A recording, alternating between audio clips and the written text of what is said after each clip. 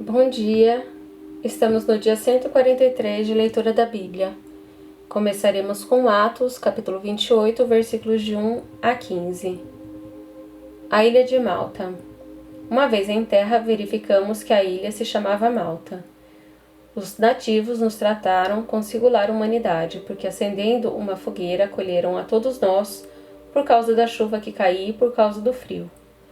Tendo Paulo ajuntado e atirado à fogueira um feixe de gravetos, uma víbora, fugindo do calor, prendeu-se na mão dele. Quando os nativos viram a víbora pendurada na mão de Paulo, disseram uns aos outros: Certamente este homem é assassino, porque salvo do mar a justiça não o deixa viver.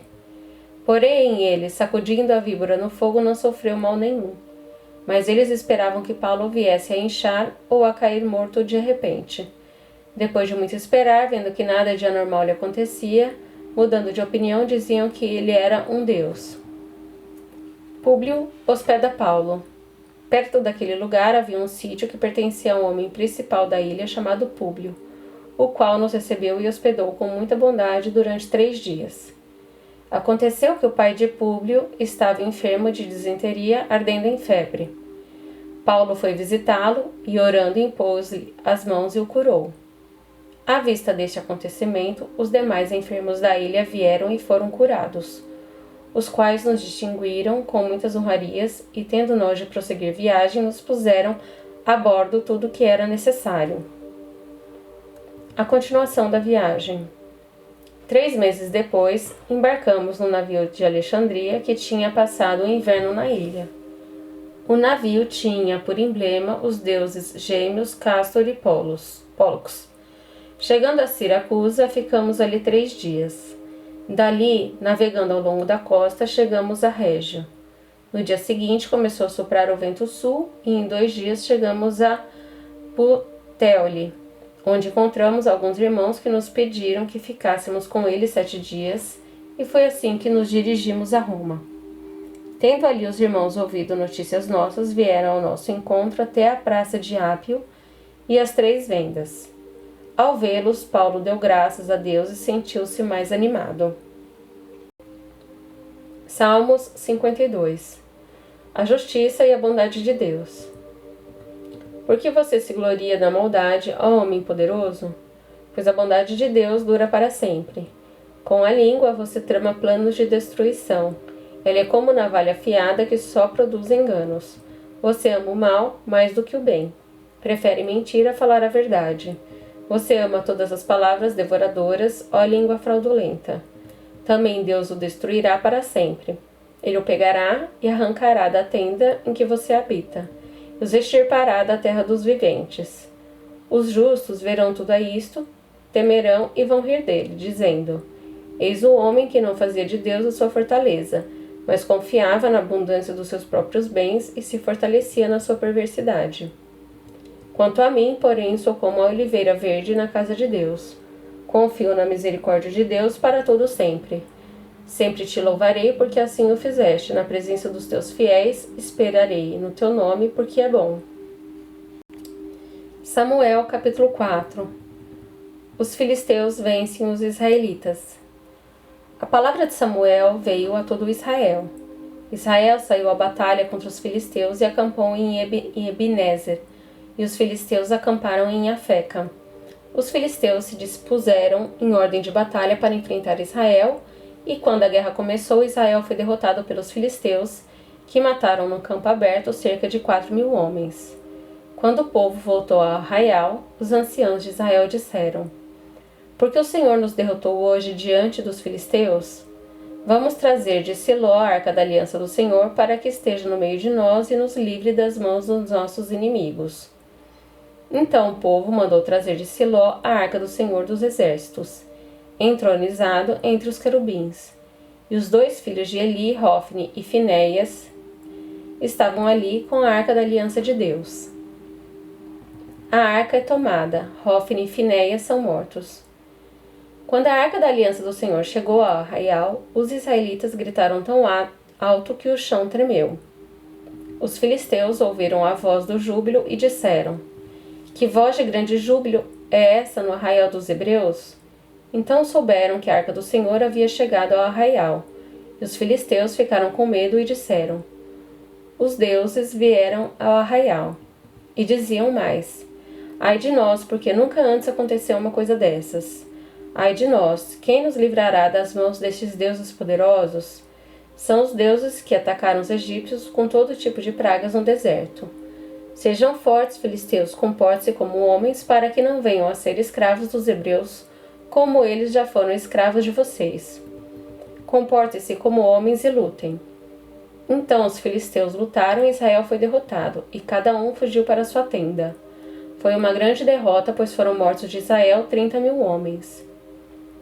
A arca de Deus foi tomada, e os 2 filhos de Eli, Hofni e Finéias, foram mortos. A morte de Eli. Então um homem de Benjamim, saído das fileiras, correu e no mesmo dia chegou a Siló. Ele havia rasgado as suas roupas e espalhado terra sobre a cabeça. Quando chegou, ele estava sentado numa cadeira perto da estrada, olhando como quem espera, porque seu coração estava tremendo pela arca de Deus. Depois que o homem entrou na cidade e deu a notícia, toda a cidade começou a gritar. Eli, ouvindo os gritos, perguntou: que alvoroço é esse? Então o homem correu e deu as notícias a Eli. Ora, Eli estava com 98 anos. Os seus olhos já não se moviam e ele não podia ver. O homem disse a Eli: eu venho da frente de batalha e fugi de lá hoje mesmo. Eli perguntou-lhe: o que aconteceu, meu filho? Então o mensageiro respondeu: Israel fugiu dos filisteus. Houve grande matança entre o povo. Além disso, os seus 2 filhos, Hofni e Finéias, foram mortos, e a arca de Deus foi tomada. Quando ele fez menção da arca de Deus, ele caiu da cadeira para trás, junto ao portão da cidade, quebrou o pescoço e morreu. Ele era um homem velho e pesado, e havia julgado Israel durante 40 anos. A nora de Eli, a mulher de Finéias, estava grávida e próxima do parto. Quando ela ouviu essas notícias de que a arca de Deus havia sido tomada e de que seu sogro e seu marido tinham morrido, encurvou-se e deu à luz, porque as dores deles se sobrevieram. Quando ela estava morrendo, as mulheres que a ajudavam disseram: não tema, porque você teve um filho. Ela, porém, não respondeu nem fez caso disso, mas deu ao menino o nome de Icabô, dizendo: foi-se a glória de Israel. Ela disse isso porque a arca de Deus havia sido tomada e por causa de seu sogro e de seu marido. E falou mais: foi-se a glória de Israel, pois a arca de Deus foi tomada.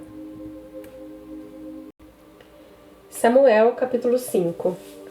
A arca no templo de Dagom. Os filisteus tomaram a arca de Deus e a levaram de Ebenezer a Asdod. Os filisteus tomaram a arca de Deus e a colocaram no templo de Dagom, ao lado da imagem de Dagom. Quando os moradores de Asdod se levantaram de madrugada no dia seguinte, eis que Dagom estava caído com o rosto em terra, diante da arca do Senhor. Eles pegaram a imagem de Dagom e a puseram de volta no seu lugar. Levantando-se de madrugada e no dia seguinte pela manhã, eis que Dagom estava caído de bruços diante da arca do Senhor. A cabeça de Dagom e as 2 mãos estavam cortadas e se encontravam na soleira da porta. Apenas o tronco estava inteiro. Por isso, os sacerdotes de Dagom e todos os que entram no seu templo em Asdod não pisam na soleira da porta até o dia de hoje.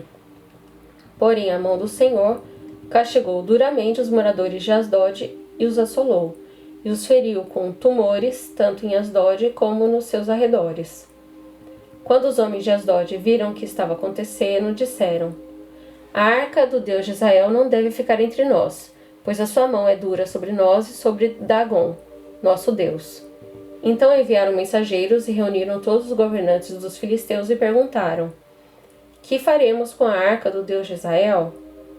Eles responderam: que a arca do Deus de Israel seja levada até Gate e depois de cidade em cidade. E a levaram até Gate. Depois que a levaram, a mão do Senhor foi contra aquela cidade, causando grande terror, pois feriu os homens daquela cidade, desde o pequeno até o grande, e lhes nasceram tumores. Então enviaram a arca de Deus a Ecrom.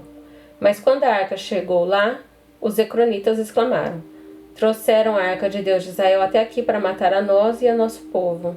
Então enviaram mensageiros e reuniram todos os governantes dos filisteus e disseram: Devolvam a arca do Deus de Israel, que ela volte ao seu lugar, para que não mate nem a nós, nem ao nosso povo.